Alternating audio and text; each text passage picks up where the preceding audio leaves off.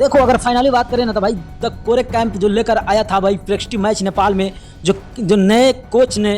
लेके आया था, उस कोच के अनुभवित यानी कि कोच का अनुभव से लग रहा है कि भाई इसमें बहुत बड़े बड़े प्लेयर का नाम ना हो सकता है। क्योंकि नेपाल क्रिकेट की परफॉर्म का बात करें तो भाई बड़े प्लेयर परफॉर्म बहुत कम कर रहे हैं, मगर छोटे प्लेयर जो हैं उनको मौका मिला है, उनका परफॉर्म का बात करें तो बहुत ज़बरदस्त परफॉर्म चल रहा है। क्योंकि देखो नेपाल क्रिकेट चाहता भी है, और क्योंकि बहुत सारे मैच गंवा चुका है नेपाल क्रिकेट, तो अब नहीं चाहता है कि हम मैच गंवाएं। और इसी वजह से मैं बोल रहा हूँ कि नेपाल क्रिकेट का जो ये फैसला है, जो प्रेस्टी मैच चल रहा है द कोरे कैंप, उसमें हमें को लग रहा है कि आने वाला दिन में नेपाल क्रिकेट टीम एक ऐसा टीम बन जाएगा कि भाई उनको सलाम करेगा दुनिया। और आप लोग भी देखो, क्योंकि नेपाल क्रिकेट का बहुत ज़्यादा कमजोरी है, कभी बैटिंग को लेकर आता है तो कभी बॉलिंग को लेकर आता है, मगर इस वक्त अगर बात करें तो बैटिंग लाइन और बॉलिंग लाइन को देखते हुए